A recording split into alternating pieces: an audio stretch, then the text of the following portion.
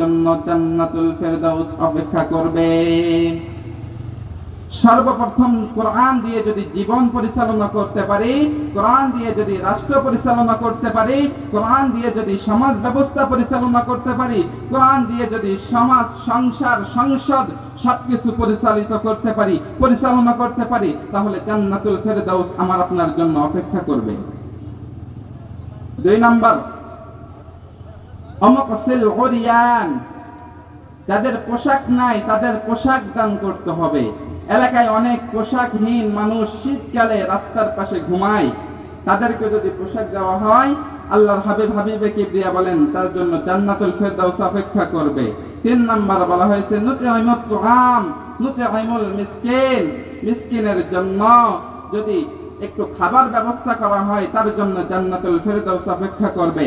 4 নম্বরে বলা হয়েছে হাফিজুল লিসান, যেটা আমাদের সকলের জন্য বড় কষ্টদায়ক, যেটা আমাদের জন্য যেটা বেশি কষ্ট, জবানকে হেফাজত রাখতে পারি না, জবানকে হেফাজত রাখতে হবে 2টা জিনিসের দ্বারাই।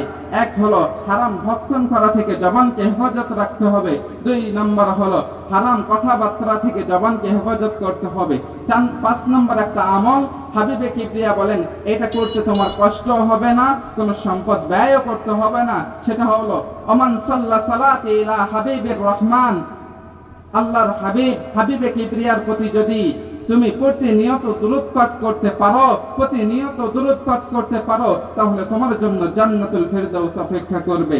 সর্বপ্রথম ঈমান আনতে হবে, একদম 100-100 ভিতরে 100 ঈমান লাগবে। ঈমানে কোনো ত্রুটি থাকা যাবে না। ঈমানে সামান্য পরিমাণ ত্রুটি থাকলে ওই ঈমান আমার আমলকে কোনো কাজে আনতে পারবে না। সুতরাং ঈমান এবং আমল, সর্বপ্রথম ঈমানকে পরিপূর্ণ পোক্তা করতে হবে। 2 নম্বর আমলে সালেহ, নেক আমল করতে হবে। সেটা থেকে পৃথক করলো কোন জিনিস?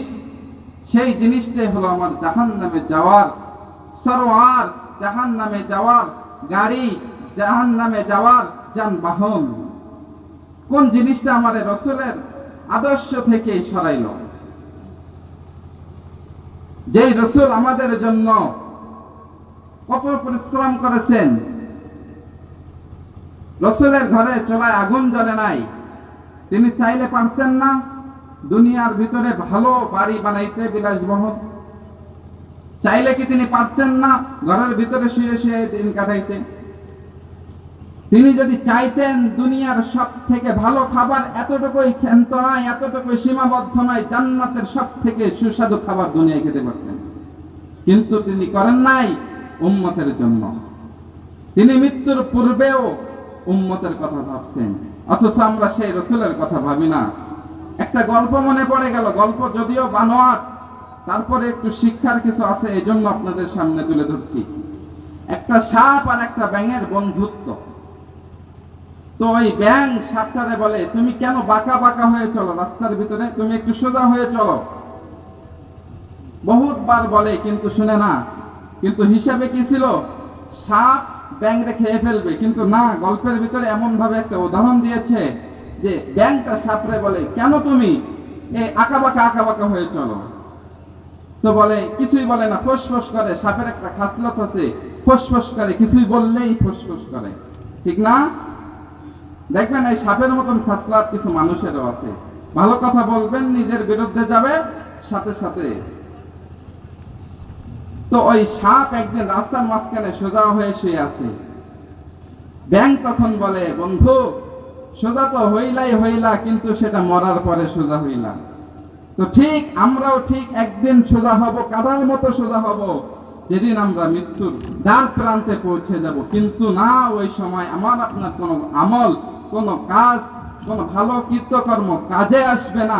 এই জন্য মৃত্যুর আগে ওয়াহবুদ হাত্তা ইয়াতিয়াকাল ইয়াকিন, মৃত্যু দ্বার প্রান্তে আসার আগ পর্যন্ত ইবাদত বন্দেগী করতে হবে। মৃত্যু দ্বার প্রান্তে আসা আগ পর্যন্ত দান সদকা, ভালো কাজ, নেক আমল করতে হবে।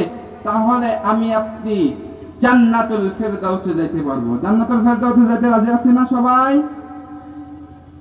এখানে যদি কাউকে বলা হয় যে বিরিয়ানি খাবেন না পচা পান্তা খাবেন, তখন সে কি বলবে? পচা পান্তা খাবো কে বলবে? এমন কেউ নাই। বিজ্ঞ ব্যক্তি যার মস্তিষ্ক ঠিক আছে সে কি বলবে? বিরিয়ানিটা খাই। একটু সুস্বাদু খাবার চাই। তো জান্নাতুল ফেরদাউসে যাওয়ার আগে আল্লাহ তাআলা দুইটা শর্ত দিয়েছে।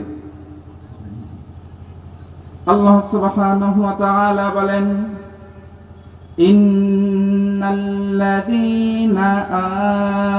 আমানু ওয়া আমিলুস সালিহাত, ইন্নাল্লাযীনা আমানু ওয়া আমিলুস সালিহাত, সর্বপ্রথম যারা ঈমান আনবে, সর্বপ্রথম কাজ কি একটু মনে রাখেন, আমাদের কাজে লাগবে ইনশাআল্লাহ। সর্বপ্রথম কি ঈমান আনবে। ঈমান কেমন আনবে? আল্লাহ সুবহানাহু ওয়া তাআলা বলেন, আমিনু কামা আমানান নাস, ঈমান আনবা তো ওই সমস্ত মানুষের মতন ঈমান আনো।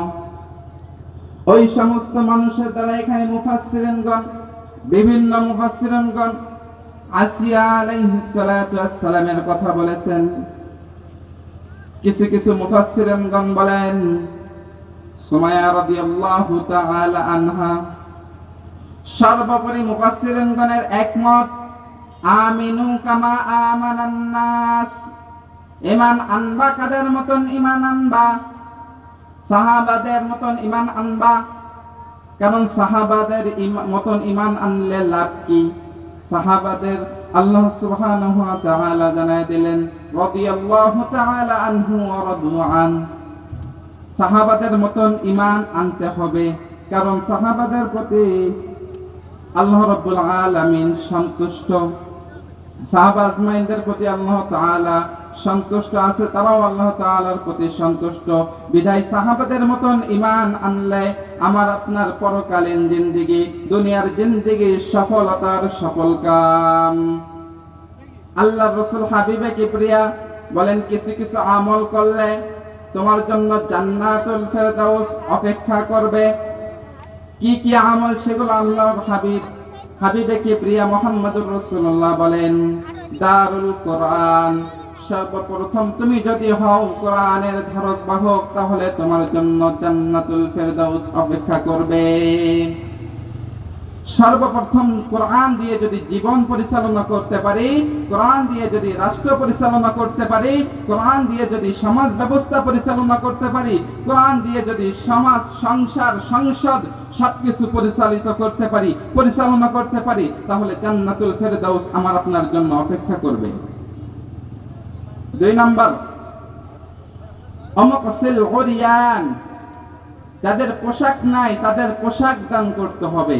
এলাকায় অনেক পোশাকহীন মানুষ শীতকালে রাস্তার পাশে ঘুমায়, তাদেরকে যদি পোশাক দেওয়া হয়, আল্লাহর হাবিবে কিবরিয়া বলেন তার জন্য জান্নাতুল ফেরদাউস অপেক্ষা করবে। 3 নাম্বার বলা হয়েছে নুতঈমুত তুআম, নুতঈমুল মিসকিন, মিসকিনের জন্য যদি একটু খাবার ব্যবস্থা করা হয়, তার জন্য জান্নাতুল ফেরদাউস অপেক্ষা করবে। 4 নম্বরে বলা হয়েছে হাফিজুল লিসান, যেটা আমাদের সকলের জন্য বড় কষ্টদায়ক, যেটা আমাদের জন্য যেটা বেশি কষ্ট, জবানকে হেফাজত রাখতে পারি না, জবানকে হেফাজত রাখতে হবে 2টা জিনিসের দ্বারাই। এক হলো হারাম ভক্ষণ করা থেকে জবানকে হেফাজত রাখতে হবে, 2 নম্বর হলো হারাম কথাবার্তা থেকে জবানকে হেফাজত করতে হবে। 5 নম্বর একটা আমল হাবিবে কিবরিয়া বলেন, এটা করতে তোমার কষ্ট হবে না, কোনো সম্পদ ব্যয়ও করতে হবে না। সেটা হলো ওমান সাল্লা সালাতি ইলা হাবিবির রহমান, আল্লাহর হাবিবে কিবরিয়ার প্রতি যদি তুমি প্রতিনিয়ত দুরূদ পাঠ করতে পারো, তাহলে তোমার জন্য জান্নাতুল ফেরদাউস অপেক্ষা করবে। সর্বপ্রথম ঈমান আনতে হবে, একদম 100-100 ভিতরে 100 ঈমান লাগবে। ঈমানে কোনো ত্রুটি থাকা যাবে না। ঈমানে সামান্য পরিমাণ ত্রুটি থাকলে ওই ঈমান আমার আমলকে কোনো কাজে আনতে পারবে না। সুতরাং ঈমান এবং আমল, সর্বপ্রথম ঈমানকে পরিপূর্ণ পুক্তা করতে হবে। 2 নম্বর আমলে সালেহ, নেক আমল করতে হবে।